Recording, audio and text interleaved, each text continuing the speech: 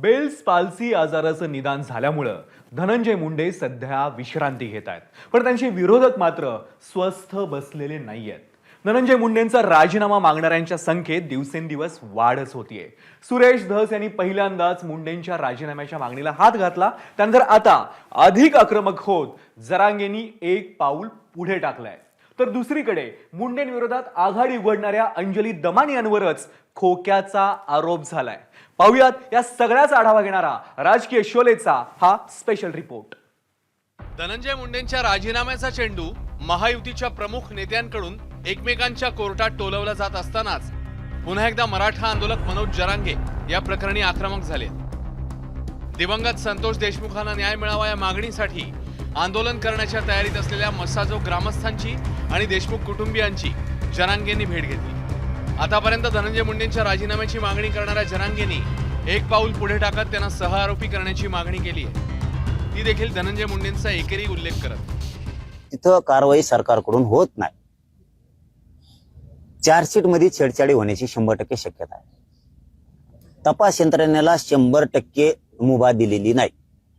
100% गृह मंत्रालयाने मुख्यमंत्र्यांनी जर त्यांना आदेश दिले असते याच्यात सोडू नका एक सुद्धा, तर आतापर्यंत बीडचा अर्ध जेल भरला असतं. एवढी गुंडगिरी पसरलेली, एवढी मोठी टोळी, खून करणाराची, खंडाण्या मागणाराची आणि यांना सांभाळणारा एक, त्याला बी कोणचा कानून आता पडायचो डोळे का काय काय झाले त्याला.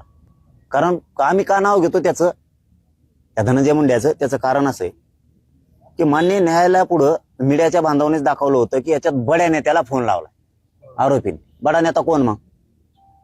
टोळ्या सम्राज्यालाच नाद आहे, बाकीच्याला कोणाला नाद नाही. असली पैसा कमवणे, सत्ता पाहिजे, पद पाहिजे, हे त्यालाच नाद आहे आणि हे त्याचेच लोक आहेत. अहो नुसतं जवळून हिंडलं तरी आमच्यासारख्याला चौकशाला देत, नुसतं जवळ हिंडलं तरी. आणि मग आता हे त्याचे लोक आहेत. हेच म्हणलेत 5 वर्ष त्यांनी ते पालकमंत्री पद त्याला विकलं होतं. मग आता त्याचेच लोक आहेत. ते कसं काय आरोपी होऊ शकत नाही? मग मंत्री म्हणून होत नाही काय? 6 रुपये व्हायलाच पाहिजे ना देव. अरे आमच्यासारख्या गरिबाचे लेकर होते, आंदोलनात उभा राहिलं तरी ते शूटिंग करायला येते त्यांचे लोक. ते पोलिस निलंबित व्हायला पाहिजे होते, त्यांना बढती मिळाली. म्हणून आम्हाला शंका येते देशमुख मॅटर मध्ये सुद्धा. दुसरीकडे ज्येष्ठ सामाजिक कार्यकर्ते अण्णा हजारेंनीही धनंजय मुंडे आणि माणिकराव कोकाटे यांचं नाव न घेता दोघांनाही राजीनामा देण्याचा सल्ला दिलाय. मंत्रिमंडळात राहून ज्यावेळेला आरोप होतात, एक क्षण सुद्धा पदावर राहणं दोष आहे. लगेच राजीनामा देऊन मोकळे झाले पाहिजे. चूक झाली ना, लोक पाहतात ना. आता मला सत्य राहण्याची काही गरज नाही आणि मी राहू शकत नाही.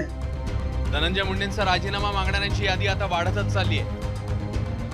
राष्ट्रवादी शरद पवार पक्षाचे संदीप क्षीरसागर, सामाजिक कार्यकर्त्या अंजली दमानिया, करुणा मुंडे, मराठा आंदोलक मनोज जरांगे, शरद पवारांच्या राष्ट्रवादीचे खासदार बजरंग सोनावणे, ठाकरेंच्या शिवसेनेचे खासदार संजय राऊत, राष्ट्रवादीचे आमदार प्रकाश सोळंके, प्रदेशाध्यक्ष हर्षवर्धन सपकाळ या सर्वांचा धनंजय मुंडेंचा राजीनामा मागणाऱ्यांच्या यादीत समावेश आहे.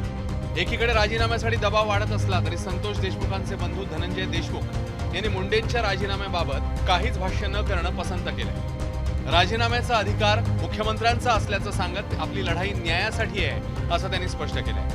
तुमचं काय मत आहे की धनंजय मुंडे यांनी राजीनामा दिला पाहिजे? त्याचं मुख्यमंत्र्यांनी ठरवायचं.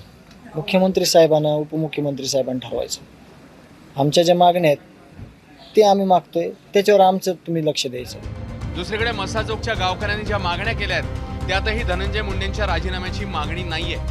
त्यांच्या मागण्या आहेत: कृष्णा आंधळेला तात्काळ अटक करा, धनंजय देशमुखांना अतिरिक्त सुरक्षा पुरवा, केज पोलीस ठाण्याचे पीआय महाजन आणि पीएसआय राजेश पाटील यांना सहआरोपी करा, वाशी पोलीस ठाण्याचे पीआय रमेश घोलेंना बडतर्फ करून सहआरोपी करा, आरोपींना पळून जाण्यास मदत करणाऱ्यांना आरोपी करा, विशेष सरकारी वकील म्हणून उज्ज्वल निकम यांची तात्काळ नियुक्ती करा, प्रकरण फास्ट ट्रॅक कोर्टात चालवा, घटना झाल्यावर गाडी कळंबच्या दिशेने का गेली याची चौकशी करा, आवादा कंपनीने भूमिका स्पष्ट करावी. एकीकडे मुंडेंच्या राजीनाम्यासाठी सर्वपक्षीय दबाव वाढत असतानाच हा विषय लावून धरणाऱ्या अंजली दमानियांवर राष्ट्रवादीतनं आरोपांचं नवं सत्र सुरू झालंय. या निमित्ताने पुन्हा एकदा महाराष्ट्राच्या राजकारणात खोक्यांचा प्रवेश झालाय. स्वर्गीय संतोष देशमुखाची केस राहिली बाजूला आणि ह्या एका दुसरी केस पुढे आणून स्वतःचा रिचार्ज करून घेऊन आज जाणीवपूर्वक राष्ट्रवादी काँग्रेस पक्ष आणि राष्ट्रवादी काँग्रेस पक्षाचे नेते बदनाम करतायत. त्यांच्या खात्यावरती 25 खोक्याचा रिचार्ज झाल्यामुळं त्या एवढ्या ऍक्टिव्ह झालेल्या आहेत. लवकरच मी महाराष्ट्राच्या जनतेसमोर सर्व पुरावे सादर करणार आहे आणि ह्या कशा पद्धतीनं मोठ्या मोठ्या नेत्याला ब्लॅकमेल करतात ते महाराष्ट्राच्या जनतेला दाखवणार आहे. तर सूरज चव्हाणांच्या आरोपांमुळे सात्विक संताप झालेल्या अंजली दमानी यांनी ट्विट करत प्रत्युत्तर दिलंय. खूप राग आलाय, तरीही मी माझ्या भाषेची पातळी सोडणार नाही. आज महाराष्ट्राचे मुख्यमंत्री देवेंद्र फडणवीस, उपमुख्यमंत्री अजित पवारांना माझं थेट आव्हान आहे. ताबडतोब माझी सगळीच्या सगळी खाती सरकारनं तपासावी. कुठेही एक दमडी देखील अनअकाउंटेड आहे का ते पाहावं. इतका अमाप भ्रष्टाचार होतोय आणि मी लढू नये? स्वतःच्या जीवाची पर्वा न करता लढणाऱ्या लोकांचा असा मानसिक छळ करणार? दोघांनाही माझी विनंती आहे, माझ्या सगळ्या खात्यांची ताबडतोब चौकशी करावी. होऊन जाऊ दे. मी भ्रष्ट असेल तर मला शिक्षा झाली पाहिजे आणि जर नसेल तर मग या सूरज चव्हाणला योग्य ती शिक्षा द्यावी. बेल्स पाल्सी आजाराचं निदान झाल्यामुळे धनंजय मुंडे सध्या विश्रांती मोडवर आहेत. त्यात माणिकराव कोकाटेंना जिल्हा सत्र न्यायालयाने 2 वर्षांची शिक्षा सुनावल्यामुळे अजित पवारांचे दुसरे मंत्रीही अडचणीत आले. विद्यमान कृषी मंत्र्यांना शिक्षा झाल्यामुळे आणि माजी कृषी मंत्र्यांना कृषी खात्यातल्या कथित घोटाळ्यामुळे राजीनाम्याचा दबाव वाढत चाललाय. हा दबाव अधिवेशनापूर्वी दोघांचे राजीनामे घेण्यासाठी पुरेसा ठरणार की सरकार हा दबाव हाताळण्यात आणि झुगारण्यात यशस्वी ठरणार हे लवकरच स्पष्ट होण्याची शक्यता आहे. बीडहून गोविंद शेळकेसह ब्युरो रिपोर्ट, एबीपी माझा. एबीपी माझा, उघडा डोळे बघा नीट.